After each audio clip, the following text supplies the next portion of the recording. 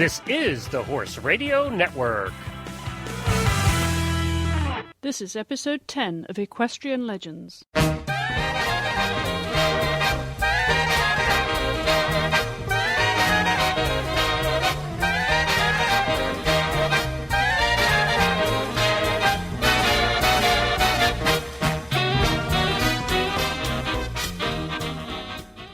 Hello, I'm Chris Stafford, and my guest this week is American show jumper Colonel John Russell. Colonel John Russell was born on February 2nd, 1920, in Dauphin, Pennsylvania. Growing up on the family dairy farm, his childhood riding consisted mainly of cowboys and Indians, but it sowed the seed for more serious pursuits, and he soon focused his attention on jumping. A career Army officer, he has served in several countries and was awarded numerous decorations, including a World War II Victory Medal, African, European and National Defense Medals, a Bronze Star, and a Purple Heart. John was a member of several U.S. Nations Cup teams and rode on the last official U.S. Army Olympic team in the 1948 London Games and the first civilian U.S. team at the 1952 Games in Helsinki, riding Democrat to a team bronze medal. In 1954, he was ranked the fourth most successful rider in Germany. He represented the U.S. as an individual in the 1955 World Championships at Aachen before joining Bertolin de Nebeth's first USET squad, touring Europe in preparation for the Stockholm Olympics. Military duties precluded another attempt at the Games and led to his retirement as a competitor. Reassignment in the U.S. as officer in charge of the U.S. modern pentathlon team maintained his relationship with the Olympics, both as an officer and later as civilian coach of the team. His 1978 pentathlon team included the first American in 60 years to win the individual and team world championship titles. He has been recognized with the U.S. Hunter Jumper Association's Lifetime Achievement Award in 2010, inducted into the Show Jumping Hall of Fame in 2001, awarded a Gold Medal of Honor by the International Pentathlon Association, inducted into the Pentathlon Hall of Fame, and received the 2001 FEI Silver Badge of Honor for competing in 20 Nations Cups. His official equestrian duties include the 1998 Atlanta Olympic Games, as a judge and technical delegate for eventing, and as an FEI dressage judge. Colonel John Russell has been married 3 times and has 2 sons and 3 grandchildren. Together with his wife Shane, they operate the Russell Equestrian Center in San Antonio, Texas. Welcome and thank you for being my guest this week. Thank you. It's a pleasure. Well, now you have I think, still a very busy life in San Antonio, Texas. While many people might be forgiven for slowing down a little bit, it seems that life is still treating you well and you're able to be continually active in the horse world with your own business. Yes, I'm up every morning and we don't finish until 7, 8 o'clock at night. We have a stable here with about 60 horses, all sports horses. So are you still riding yourself or are you spending most of your time teaching? Do you get on a horse? No, I stopped riding some time ago, and I teach now mostly just the jumpers. So mostly in the jumping world, that's where your focus has been now all of your life, really, hasn't it? Yes, yeah. Well, let's go back to the very early days, if we may. I believe you grew up in a family farm in Pennsylvania. Give us a picture of what those early days of your childhood were like. Was it a happy childhood in those days?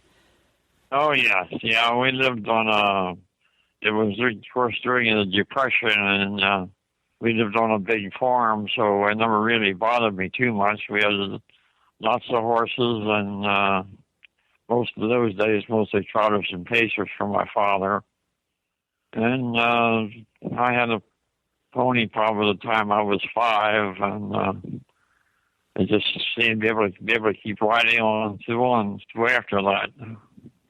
So it was something that was just available to you, so you picked it up just as any child would when being exposed to horses. Were your parents both competitive, or was it just your father?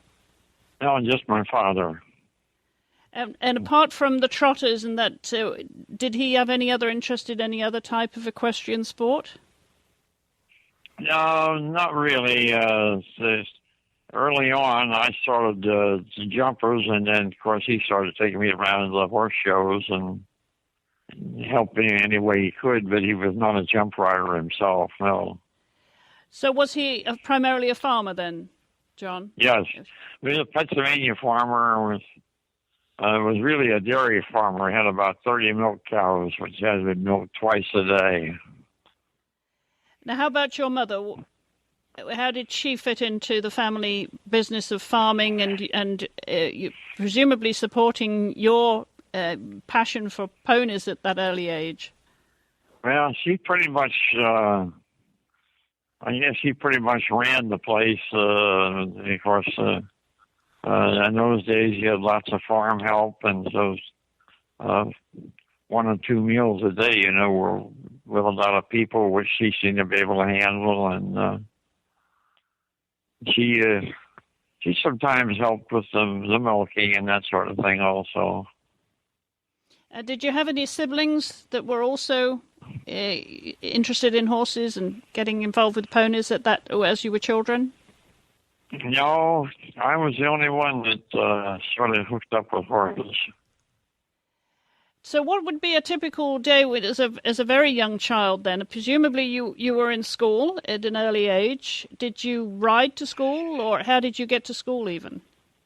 Yes, my first school was a little one-room schoolhouse, and it was a mile and a half from the farm.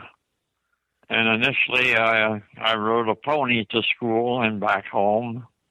And the school had a little lean-to where you could, tie them up all day.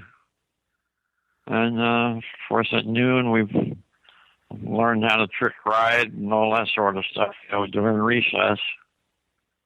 So it was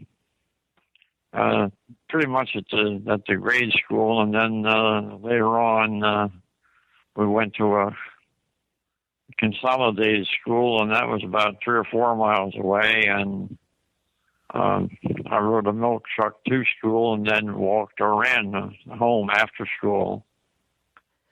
Did you enjoy school? Were there any favorite subjects? No. Of course, we had all the schools in those days had a pretty good athletic program. I mean, you played ball and the baseball season and played football and the off season, football season. So And, were you competitive, John, as a boy outside of your horses and your ponies at the time? Did you have a competitive nature? oh yeah, I could always make whatever sport was being played at the school I was going to. So school obviously was a means to you something you had to do like any child, but you got the obviously the advantage of being able to ride to school and back as a smaller child. And when did it actually become something that you wanted to be a little bit competitive as? Did you have the blessing of good ponies and horses at that time, or did you just have to ride anything your father found for you? Well, we pretty much rode whatever came down the line. And I really never got started until I finally bought an old jumper from the circus. And then I was 12 or 13, 14, I was able to do the local shows in the open jumper with her because she was a really good jumper. So jumping, obviously, something you turned to easily, even though your father was into trotters and paces. Did you do that at all? I never really took to it. I went to the races with him and, helped around and drove a few. But as soon as they were through racing or didn't make it with race bikers, I always tried them over fences, which not many of them were much good at. So did you race at all yourself? Did you do any steeplechasing? The biggest racing I did was out in the country. The other farmers, and there was a lot of the people that had one townhouses in the local area, and sometimes they had horses, and we had a lot of weekend flat racing up and down the dirt road right by the house. And you were pretty competitive, were you? I can imagine that you took that seriously from an early age, did you? Yeah, I happened to have one that was really good on the local level on the flat. I never did try to jump that one for whatever reason. It was a thoroughbred horse. So who were your early influences then in terms of, learning the very basics in equitation, John? Where did you get that from? Was it from your father or? Yeah, it was pretty much what I picked up, and then I had a neighbor who was a colonel in the National Guard, and he had went to Fort Riley, so he knew a lot about it. He helped me, and then I guess at 19 I joined the Pennsylvania National Guard, which we were in B Troop of the 9th, and we had like 200 horses that you could ride any time at all. And we had instructors there, which all helped. So obviously they, yes, as you say, helped you with your career once you became a young man and were taking this seriously as part of your career. Who were they, John? Because we hear of so many wonderful names of that era. Who were your biggest influences and instructors at that time? Oh, back when I was a kid, the people that were tops of their game was, of course, Trappy Smith, Joe Green. They were the national champions, and both of them helped me at the shows and anytime they could. So clearly, jumping was the most common pursuit for young people then to get into competition, showing and competing at that age. But a military career awaited you. Talk us through that. You mentioned that you joined the Cavalry National Guard in Pennsylvania. And then, of course, you went to Fort Riley. What age would you have been then, John, and how did that take shape? Talk us through that. Well, I was in the National Guard, and of course, we did a number of maneuvers and all that sort of stuff with with horse cavalry. And then we did maneuvers in North Carolina with horse cavalry. At that point, when they gave us a big tractor trailers that was hauled 8 horses and 8 riders, and went to the National Guard with that. And then there was a bulletin on the board that said they were looking for people to go to officer school, so I applied and went to Fort Riley and came out of there as a second lieutenant. Then how long were you there? I think the course in those days was only 3 months. And then I went straight from there to B Troop of the 9th Cavalry, which happened to be at Del Rio, Texas. And that was in the days before integration, and it was white officers and black soldiers. And it was, again, all horse cavalry. So you were 24/7 in the cavalry with horses, totally absorbed in it, and it was a day in those days, of course, where it really was true horsemanship. It was not only military driven, but it really shaped the lives of so many young men, didn't it? To go through those, if you will, instructional and the discipline of being around horses. What did you think was most influential to you at that time, John? Because it clearly shaped the rest of your life. Well, of course, there in the horse cavalry regiment, we rode every day, and of course, the big thing was trying to train the soldiers how to ride. As many of them were draftees, never saw horses before, so. By that time, I could ride anything, and it was really riding pretty well. And then I went from there. They disbanded the horse cavalry, and I went to North Africa, and then from North Africa to North Italy. And and that started a whole new, different career. Well, yes, clearly being dispatched to Europe and to far off countries at that time must have seemed like an opportunity to you. I mean, was it something you enjoyed doing, or was it something you felt was part of your career path? Well, I was a second lieutenant, and of course, in Italy, I was with the First Armored Group, and I think by then I was the first lieutenant. And at the casino, we didn't do so well, and I got wounded slightly, and the unit was pretty well disbanded, and I went with another outfit to a school in Tel Aviv to learn close air support, in which I did actually throughout the war.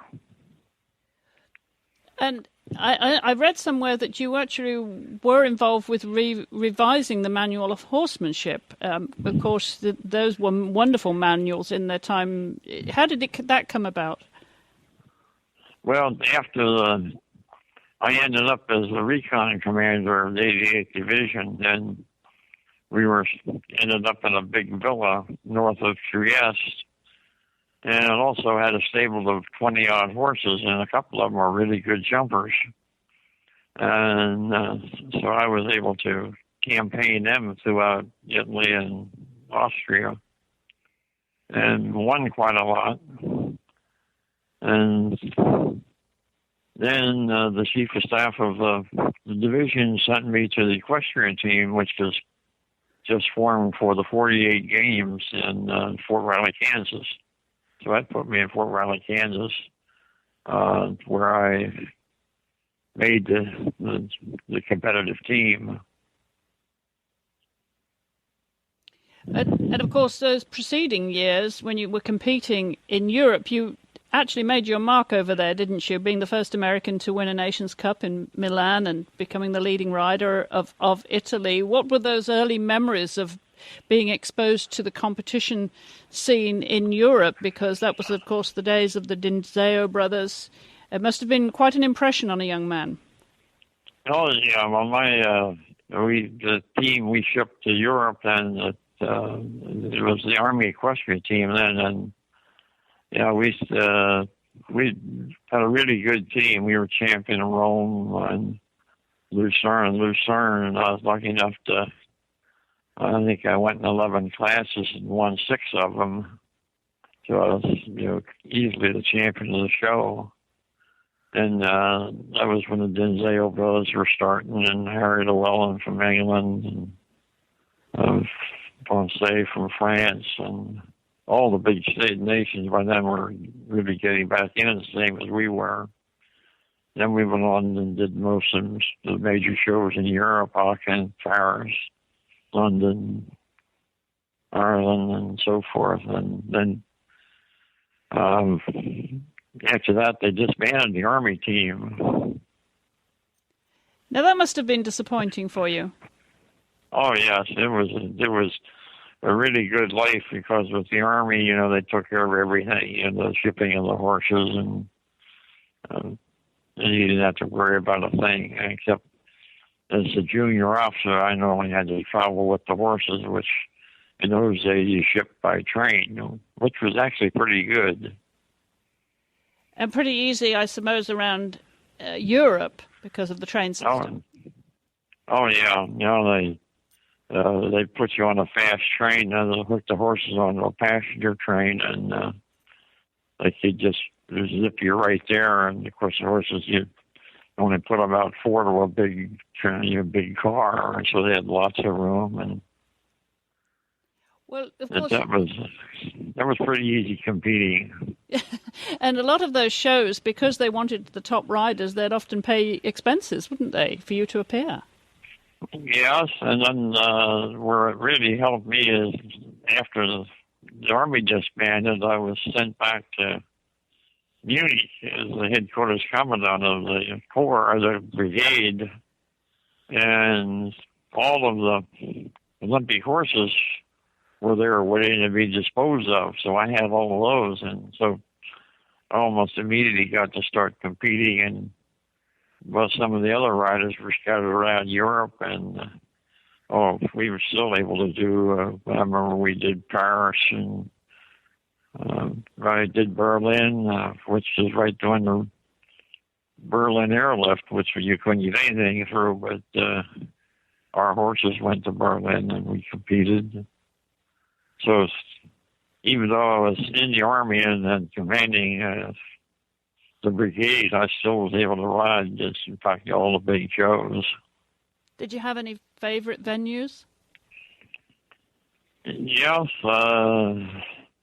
Because around Germany there were so many good shows, and of course I had all the good horses available, Blue Devil, Airmail, and Democrat, and the 3-day horses, even the dressage horses.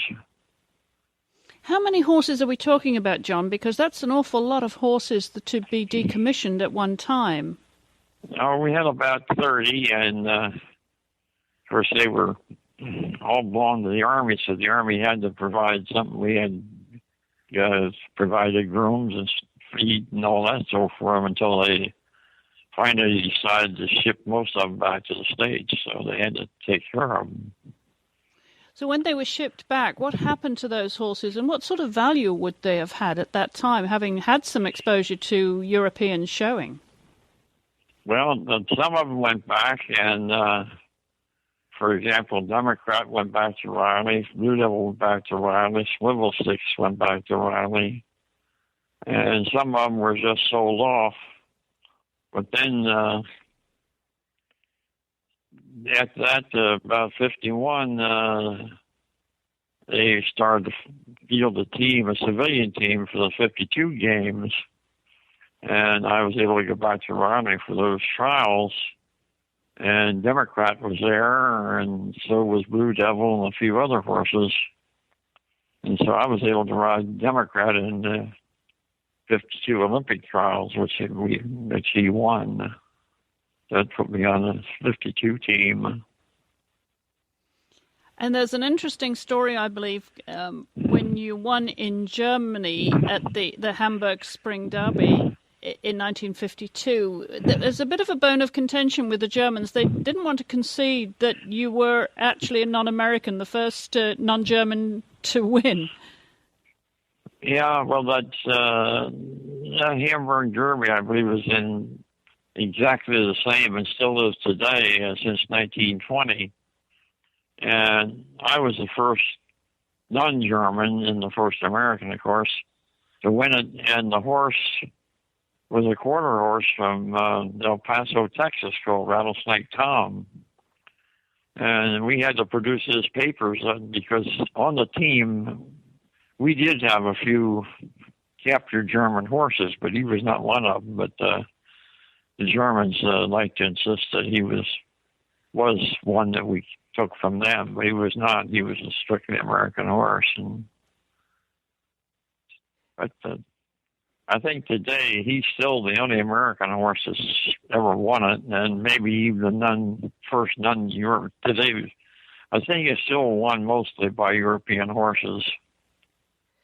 Yes, but you obviously carved your name in the record books by doing that. That's quite funny. Now, at that time, of course, we're talking about the period when you had contemporaries such as Colonel Earl Thompson and Colonel John Wofford. These obviously were wonderful mentors as well to you. Who would you say was most influential in your development as a horseman? Well, I think it probably goes clear back. Probably my first real intensive training was actually really from an Italian, Count Keckler, way back in the old days. And then on the Army team, Colonel Thompson was already a two-time Olympian, but he also hired the top German riders that were in those people that won medals in the 36 games.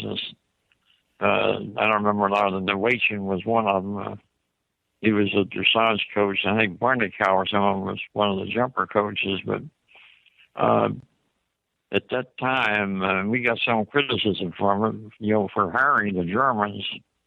But as he said, and one time Patton said, if he took lessons, he's going to take them the best in the world, and that's what we did. And I think that was the best coaching I ever had. Then later, we had Colonel Wofford, and he'd been around then. He'd been to one Olympics.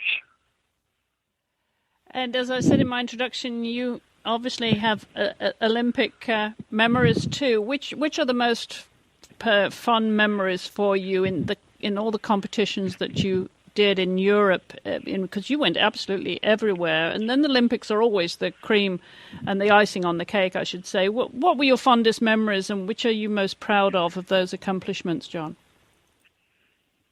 Well, the Olympic Games, of course, that was you can't ever do that again, at least not hardly ever. But the Hamburg Derby was a big win, and still is. And the Puissance in Paris was pretty much a big thing, because it was in the big stadium in Paris, and they made quite a thing of it. But I was just lucky. I was at a time and a place when I could win most of the big ones. And we mentioned, of course, coaches, instructors at that time, and one of those that was coach of the team, of course, is none other than Bertolin Denemethy, obviously a legend in himself. Do you remember fondly the relationship you had with him and what you learned from him? Yeah, he came on board right after I was more or less finishing up my career. And he and I became very good friends on the road. He and I shared the hotel room together. So, he was a really good coach. But let's say by this time, I was on my final way out, and we had a really good relationship. And then, of course, it came to the end of your military career. But at the same time, you were getting involved with modern pentathlon. Tell us how that came about, because that was clearly a turning point in your career, wasn't it? Yeah, well, that seemed sort of by accident. It really started clear back in '48, because the pentathlon team was competing there also right outside London, and a general came over, and where we all were, the equestrian team, and said he thought someone ought to go over and have a look at them and see if he could help. And, of course, being a junior officer, I got every assignment, that was sort of extra. So that's where I became first acquainted with the pentathlon. And then during the trials for the 52 game, they sent the team from West Point to me to work with the pentathlon team. And so I had some contact. And then after the 52 games, my career branch told me that I really needed to start doing some Army stuff. So I got a really good assignment in Maryland in the G3 section. But I wasn't there more than 3 or 4 months, maybe 6. I got a word, pack your bag, you're going to San Antonio, which I really didn't want to do.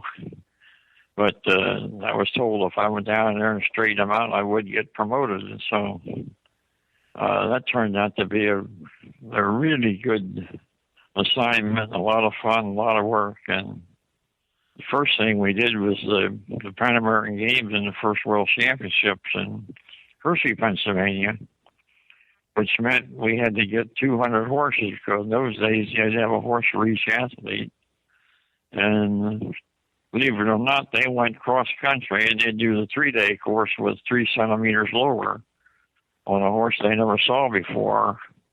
And the faster they went, the more points they got. So it was pretty challenging, and it took a super guy to do it. And then it just kept growing and growing. I think we did maybe 5 world championships here in San Antonio. And, of course, the Olympic Games all over. We were the first military team to ever go to Moscow right after the the war and so forth. Where would you have found your horses for the pentathlon in those days, John? Well, it's hard to realize it, but here in San Antonio, we put out notices all over Texas. We're looking for horses, and we pay $150 a piece. And the cowboys would bring them in, and we had some telephone poles down there.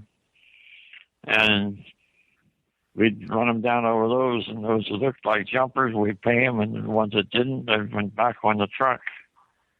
And in a short time, we had 200 horses ready to go.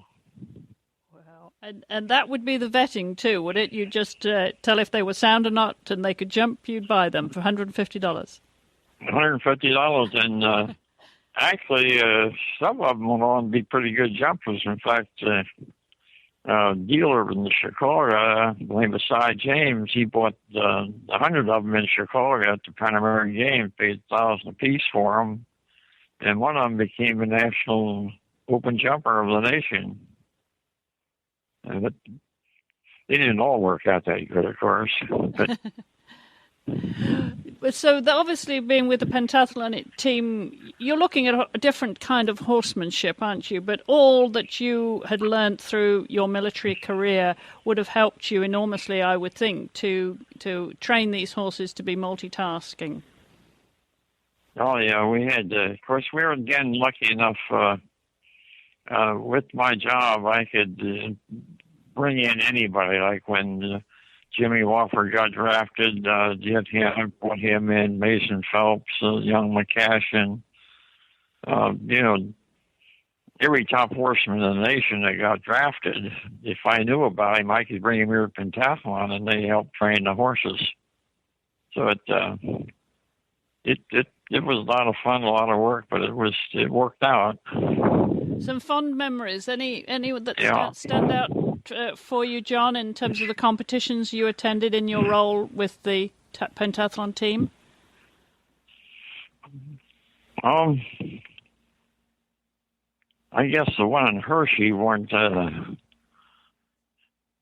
of my lieutenants out there and built the course, and he had an engineer company to help him. So, like the Liverpool, instead of it just being a short ditch, he dug the damn thing 6 foot deep, and a few other places. The slide was not just a slide, but it was absolutely straight, and so we had it straightened out. But even then, a lot of horses fell, and it was won by the Russians. Well, for all the things that you've been through with horses, is there anything that intimidated you as a rider? No, I was pretty lucky, and the big thing is I never had to ride a horse that couldn't jump. Some of them were very unmanageable and pulled and reared and bucked and that kind of stuff, but they could all jump. So I was able to do a lot and never got hurt. And even to this day, I have no particular injuries or anything. Well, that's amazing. You did mention a minor early injury in your military career. How did you overcome adversity, John, throughout life, throughout your military career and your role with the pentathlon as a rider, coach, instructor? How would you overcome adversity? Oh, I don't know. Everything just sort of fell in line. And early on, I decided I'd seen so many people try to ride long after they should have quit. And that's one thing I decided is I was not going to do it competitively after I felt that I really wasn't at my peak. And what time was that? What year was it that you actually retired from the competition scene? Well, really, when my horse for the 56 games went lame, and she was one of the best horses I ever had, broke a foot in her bone in her foot. And my reserve horse is a horse I bought from Winkler, but he was a nice horse, but he was not an Olympic horse. And when they all went out, I decided I'd go out with them. I think I was 35. Right. Well, you've obviously, as I said in my introduction, you've got children that have followed in your footsteps somewhat, and grandchildren now, and you have a business that is still emerged, as we talked about earlier. It's still a full-time job for you. What do you do to relax, John? Is there any time to relax and reflect? Well, yeah, not really. I'm up and at it pretty much every day, but of course, about this age now, I take a siesta every afternoon. But we still manage to go to the shows with 10 to 15 jumpers, and a couple of good ones. A couple of kids have some really good horses that we brought on from nothing, and now they're just starting into the low Grand Prix. So it keeps you busy and something to do. It certainly does that, still teaching each day. And you must look back at the horse world and how the sport of jumping particularly has evolved, John. What would you say were the kind of milestones, and how do you regard the horse world and the sport today from your experiences over the years? Well, of course, it's so completely different today. There's the team members all have their own coaches, their own riders, and we have a national coach, but they all have their individual people that look after them, and they meet for teams. And of course, the money's incredible. Like a Texas girl here won over $1 million last year on her jumper, and there's a number of open jump riders today that make over $1 million a day with their jumping horses, and there's classes now for $1 million. Where back in my days, if you had a class for 25,000, you thought it was a miracle. So really, it is very much the sponsorship and the increasing dollars in the sport that you see as most significant change that has changed. What about the horsemanship itself, though, John? About taking the money out of the sport? Tell us about horsemanship itself. Well, I think, of course, today there are many, many more really good riders, and we have in this country we have some really good riders. And of course, back in my days, if you could get 10 or 15 top riders in one spot, that was pretty good. But today, you can hold a really big Grand Prix and you could, not often, but you could have up to 50 riders in it. And almost anybody that rides a Grand Prix today, you have to ride pretty good to even survive. Do you do much? I'd say horses are better and horsemanship's better today. Do you do much reading, John? Do you read about horses? Do you read the magazines? What yeah. What would be on your nightstand? Yeah, I read about everything that comes out, and find all the magazines. I guess I get a copy of practically all of them. The one thing is that there's not many of the top riders that do any writing because they're so busy doing what they're doing, they don't have time to start with. But I think a lot of the top riders would have a lot of good information that they could be passing on to the younger riders. And, of course, as you say, a few of them do. Some of them do. Jimmy Wofford, of course, finds time to write, but a lot of them that are active in jumping don't so much, unfortunately. When you look at the international scene, though, from here, John, watching the development of the sport in Europe, what are your impressions now? I mean, you talked about how much better horsemanship is here. What about the show jumping scene in Europe, having had the experience that you've had in the past competing there? Well, I think worldwide, the Germans, particularly in some of the other European countries, they all have systems where they have much better training programs. And then they have a system where they can pretty much make sure the best horses and best riders are on their team. Where here, if the rider has a choice of riding in a class for $1 million or riding for a medal, I have an idea they do a lot of thinking to decide which class they're going to go in. Where in Europe, they're going to go for the medal. And this Olympic Games will be very interesting. As the Germans are tough, and as always, and they're tough in all three divisions. But I think we also have some good team coming. Yeah, it certainly is competitive. Well, I hope you'll be watching it on TV, because I know that you've been an official now for many years, haven't you, in the sport, both in jumping and eventing, and as a dressage judge. Do you still play a role in officiating at all, John? No, I did carry a card in all of the disciplines, but actually here, as I slowed down, and particularly for San Antonio, to do a 4-day show in the north and northwest, to do a 4-day show at 6 days. And besides, I'd done enough of it. If I have any spare time, I'd just soon do it around here at home. So at the end of... So I don't have any cards at the moment. Right. So at the end of the day then, John, when you close the door, what matters is the most meaningful to you, and how do you value your career with horses? Well, it's hard to give advice to the young riders, because not many of them have the opportunity I had, and with the opportunities I had as a kid and then later on in the Army,